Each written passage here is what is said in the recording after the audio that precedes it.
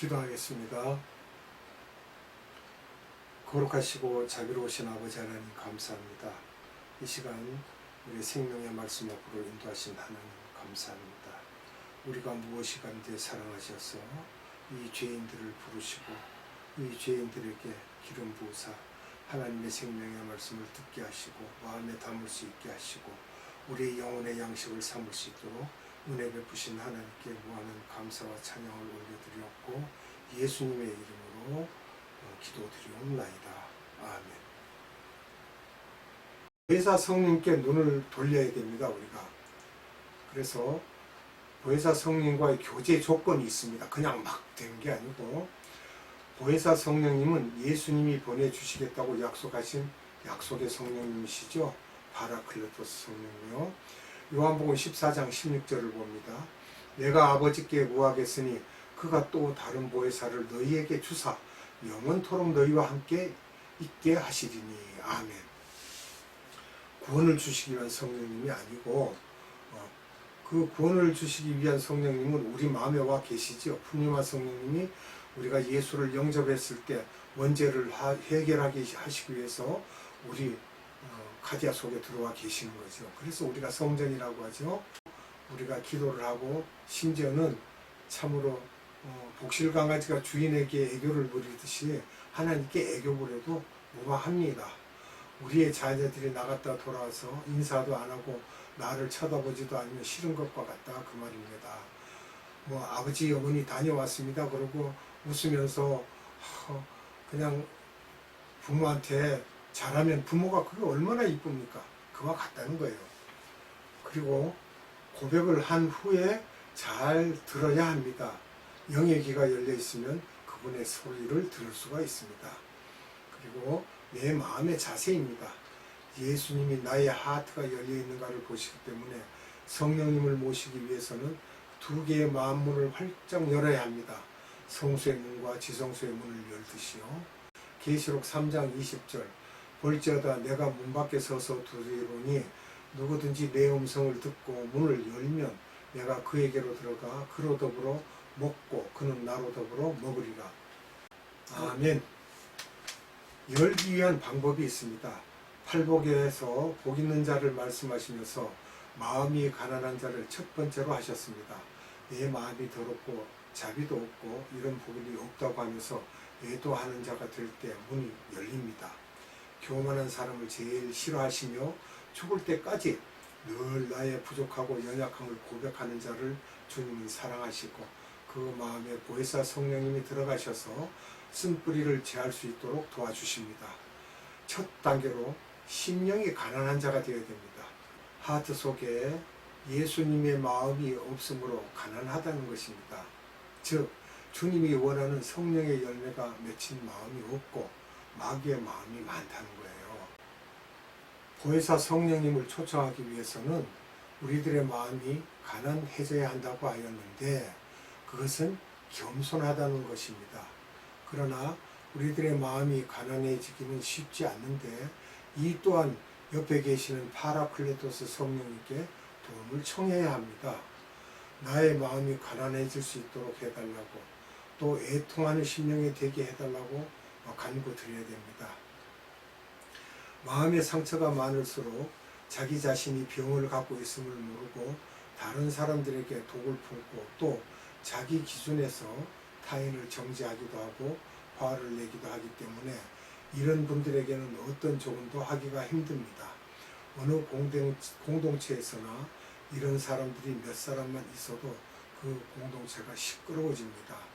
마음이 가난해지기 위해서는 주님께 기도할 때 옆에 계시는 보혜사 성령님을 인지하고 예수님을 인지하고 예를 들어 내가 다른 사람과 얘기를 할 때 그분이 옆에 계신 것을 보면서 대화를 해야 제대로 대화하는 것이지 그렇지 않으면 우리들이 허공에 대고 하는 것과 같지 않습니까? 결국 보혜사 성령님이 옆에 계신 것을 알기 위해서는 우리들이 영안이 열려서 영의 귀가 열려야 합니다. 영의 눈과 귀가 열리기 위해서는 영의 음식을 많이 먹고 신진대사 즉 회개를 해야 됩니다.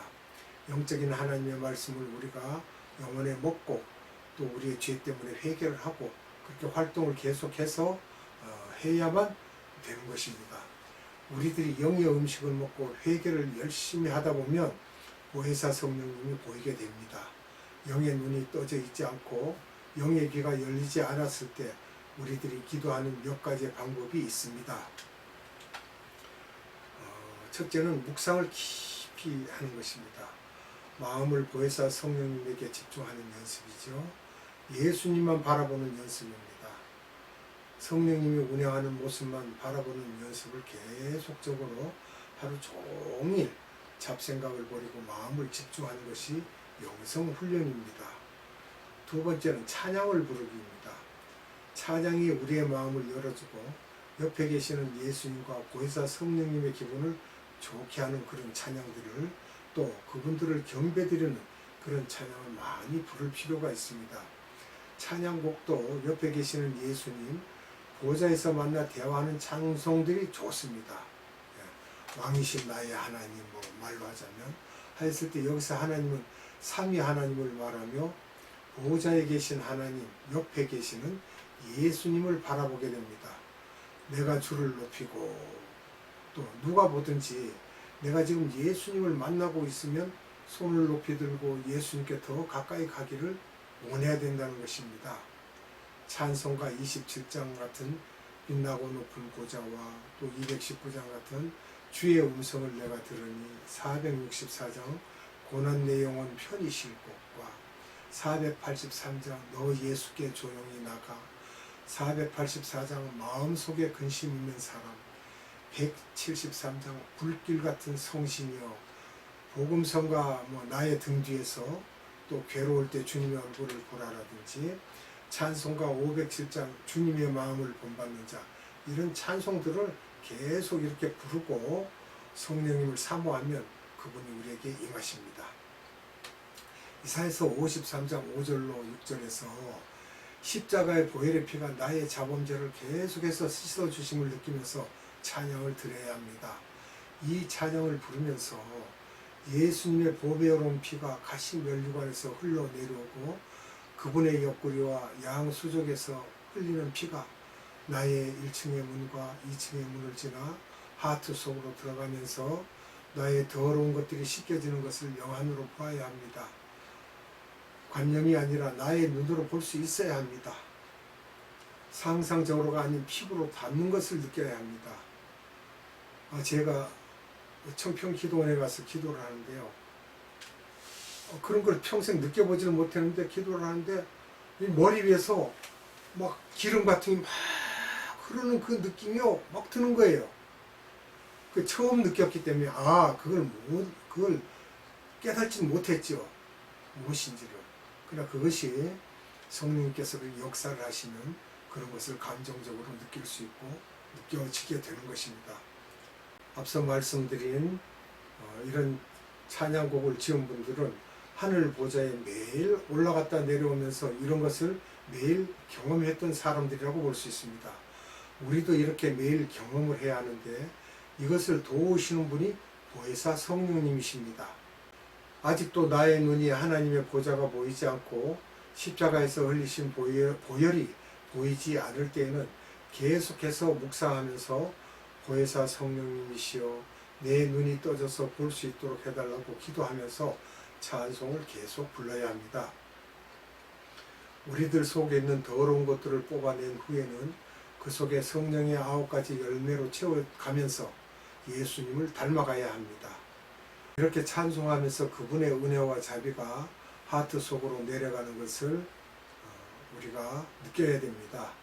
우리들이 얼만큼 성화되었느냐에 따라 천국에서의 나의 포지션이 달라지게 됩니다. 우리의 위치가 달라지죠.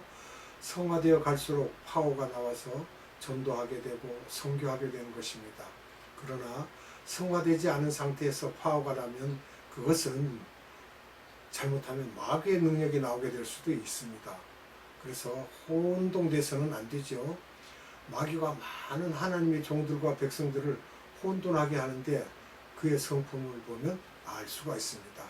그리고 그런 능력을 행한다는 분들의 하는 행동이나 언어 이런 것들을 우리가 자세히 살펴보면 하나님을 마음에 품고 사는 사람이 어떻게 저런 언어를 쓰고 저렇게 순수하지 못한 말을 할까 하는 것을 우리가 알 수 있습니다.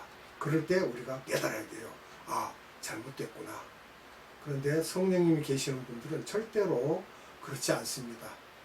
대화도 아주 유순하게 하게 되고 또 하나님 말씀을 전할 때도 그 마음 깊숙이 우리가 받아들일 수 있도록 아주 유순하게 말을 합니다.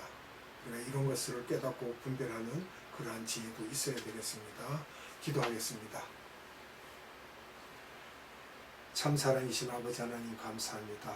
이렇게 오후 예배 시간에도 하나님께서 우리에게 생명의 말씀을 주사 우리가 어떻게 신앙생활을 하면서 하나님께 어떻게 기도를 해야 되며 성령님을 어떻게 우리가 모셔야 되는지를 살펴보았습니다. 이와 같이 날마다 하나님의 생명의 말씀으로 우리가 무장을 하고 세상에 나가서 살 때 우리가 하나님의 생명의 말씀으로 세상의 악을 이기고 선으로 그들을 넘어설 수가 있습니다. 그렇지 않고는 이길 수가 없사오니 아버지 하나님께서 끊임없이 우리에게 생명의 말씀을 주사 그 말씀을 붙잡고 우리가 살아갈 수 있도록 은혜 베풀어 주시옵소서. 오늘도 생명의 말씀을 우리에게 허락하신 아버지 하나님께 무한한 감사와 찬양과 존귀와 영광을 올려드리옵고 예수님의 이름으로 감사하며 기도드리옵나이다. 아멘. 주님 가르쳐준 기도로 예배를 마치도록 하겠습니다. 하늘에 계신 우리 아버지, 아버지의 이름을 거룩하게 하시며 아버지의 나라가 오게 하시며 아버지의 뜻이 하늘에서와 같이 땅에서도 이루어지게 하소서. 오늘 우리에게 일용할 양식을 주시고 우리가 우리에게 잘못한 사람을 용서하여 준 것 같이 우리 죄를 용서하여 주시고 우리를 시험에 빠지지 않게 하시고 악에서 구하소서. 나라와 권능과 영광이 영원히 아버지의 것입니다.